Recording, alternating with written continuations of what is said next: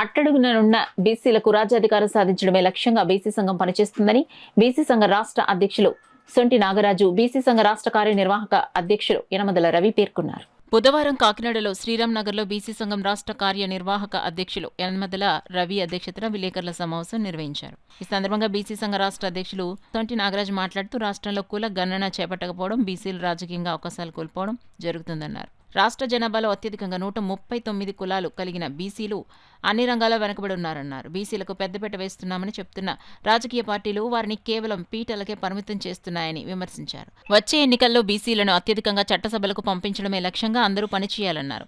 BC కులాల్లో ఉన్న నైరాస్యాన్ని తొలగించేందుకు కార్యాచరణ రూపొందిస్తున్నామని, దీనిలో ప్రతి ఒక్కరూ భాగస్వాములు కావాలని పిలుపునిచ్చారు. ప్రధానంగా జనగణన కోసం చేస్తున్న పోరాటానికి రాజకీయ పార్టీలు స్పందించాలని, లేని పక్షంలో సరైన సమయంలో బుద్ధి చెప్తామని హెచ్చరించారు.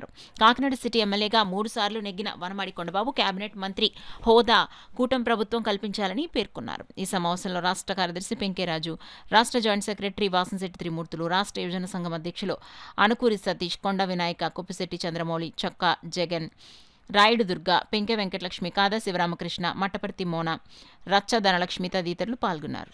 అలాగే గ్రామ స్థాయి నుంచి మండల స్థాయి నుంచి నియోజకవర్గ స్థాయి వరకు బీసీ లీడర్లను తయారు చేసే విధంగా మరి రవి గారు పనిచేస్తారని ఆశిస్తూ రానున్న రోజుల్లో మరి ఈ రోజున ఆ నియామకం ఇవ్వడం జరిగింది. నెక్స్ట్ మంత్ ప్రమాణ స్వీకారం మరి జిల్లా వ్యాప్తంగా ఉంటుందని రవి గారు చెప్పడం జరిగింది. రానున్న రోజుల్లో ప్రతి ఒక్క బీసీ నాయకుడిగా తీర్చి ఎమ్మెల్యేలుగా, ఎంపీలుగా, జెడ్పీటీసీలుగా, ఎంపీటీసీలుగా వాళ్ళందరినీ నాయకులుగా తీర్చిదిద్దుతారని నమ్మి బీసీ సంఘానికి వర్కింగ్ ప్రెసిడెంట్గా ఇవ్వడం జరిగింది. రానున్న రోజుల్లో ఏదైతే కాకినాడ జిల్లాలో బీసీలు అణిచివేత కార్యక్రమం జరుగుతుందో దాని అందరినీ పోరాటం చేస్తారని, అలాగే ఇప్పుడున్న కూటమి ప్రభుత్వాన్ని కూడా కులగణన, జనగణనలో కూడా కులగణన జరగాలని మరి ప్రధానమంత్రి గారు కూడా ఓకే చెప్పినప్పటికీ ఇప్పటి వరకు జరగలేదు.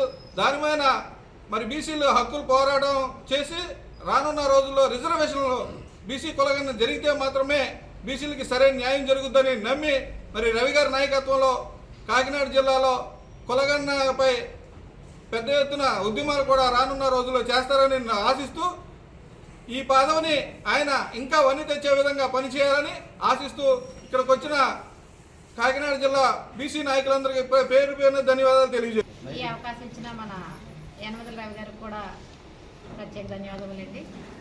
ఇవాళ నా పేరు రాయుడు దుర్గ అండి. గత 20 సంవత్సరాల నుంచి మేము టీడీపీలో వర్క్ చేస్తున్నాం. మాకు హామీలు ఇచ్చినవన్నీ కూడా మన పెద్దలందరూ మాట్లాడడం జరిగింది. బీసీలకి కాకినాడలో ఎక్కడా కూడా న్యాయమంటూ జరగట్లేదు అని ఒక ఆందోళన అయితే అందరికీ బీసీ మహిళల్లో, మా సోదరుల్లో కూడా అందరిలో ఉంది. ఇప్పుడు ఈ కార్యక్రమం బీసీ సోదరిమణుల ఆవేదన అనేది వ్యక్తం చేయడం కోసమే వచ్చే నెలలో మీటింగ్ పెట్టడం అనేది జరుగుతుంది. కాబట్టి మా యందు దయించి చంద్రబాబు నాయుడు గారు కానీ, మన పవన్ కళ్యాణ్ గారు కానీ, మన కూటమి ప్రభుత్వం అంతా కూడా బీసీల మీద ఒక ప్రత్యేక శ్రద్ధ తీసుకుని బీసీలకు ఇచ్చిన హామీలన్నీ నెరవేర్చాలని కోరుకుంటున్నాం. మరి కులగణన తక్షణం జరిపించాల విధంగా మేము మరి జిల్లా మంత్రుల్ని, అవసరమైతే ముఖ్యమంత్రి వరకు కూడా మేము వెళ్తామని చెప్పేసి తెలియజేసుకుంటున్నాను. అదేవిధంగా ఈ ప్రభుత్వ హయాంలో ప్రస్తుతం అయితే కాకినాడ జిల్లాలో బీసీలకి చాలా అన్యాయం జరిగింది. ఇప్పటివరకు కూడా ఏ ఉన్నత పదవి కూడా బీసీలకి అందలేదు. ముఖ్యంగా మరి చాలామంది బీసీ నాయకులు పార్టీకి ఎల్ఐన్ సేవ చేసి ఉన్నారు. అందులో ముఖ్యంగా మరి వనవాడి వెంకటేశ్వరరావు కొండబాబు గారు 3 పర్యాయాలు అక్కడ కాకినాడ ఎమ్మెల్యేగా ఆయన ఎన్నిక అవ్వడం జరిగింది. ఆయనకి ఏదైనా మంచి క్యాబినెట్ మంత్రి పదవి ఆయనకి ఇవ్వాల్సిందిగా మేము డిమాండ్ చేస్తున్నాం. అదేవిధంగా పిల్లి సత్యబాబు అనంతలక్ష్మి గారికి ఏదైనా మంచి ఉన్నతమైన క్యాబినెట్ ర్యాంకు రాష్ట్ర స్థాయి కార్పొరేషన్ పదవి ఇవ్వాలని, అదేవిధంగా మా మిత్రుడు బాబా గారికి కూడా ఈ కాకినాడ మేయర్ పదవి ముందుగానే అభ్యర్థిగా ప్రకటించాలని చెప్పేసి మేము కోరుకుంటున్నాం. రాబోయే కాలంలో మన మహిళలు ఈ బీసీ నాయకులందరినీ కలుపుకొని మరి జిల్లాలో మరి బీసీలు ఎదుర్కొంటున్న సమస్యలని ప్రభుత్వ దృష్టికి తీసుకెళ్ళి సమస్యలు పరిష్కారం అయ్యే విధంగా మేము కృషి చేస్తామని చెప్పేసి తెలియజేసుకుంటూ సెలవు తీసుకుంటాం. బీసీలకి ఇప్పుడు తెలంగాణలో 42% రేవంత్ రెడ్డి గారు ఏదైతే ప్రవేశపెట్టారో బిల్లు ఆర్డినెన్స్ తీసుకొచ్చారో ఆ విధంగా ఇక్కడ కూడా మన రాష్ట్రంలో కూడా మన శాసనసభలో విధానసభలో రెండింటిలో కూడా 42% మనకు మా బీసీలకి హక్కుల కోసం మా బీసీల పదవుల కోసం చంద్రబాబు నాయుడు గారు ముందుండి మరి ఈ బిల్లు తీసుకొచ్చి ఈ బీసీల యొక్క మనల్ని పొందవలసిన బాధ్యత చంద్రబాబు నాయుడు గారికి ఎంతైనా ఉంది, కూటమి ప్రభుత్వానికి ఎంతైనా ఉంది.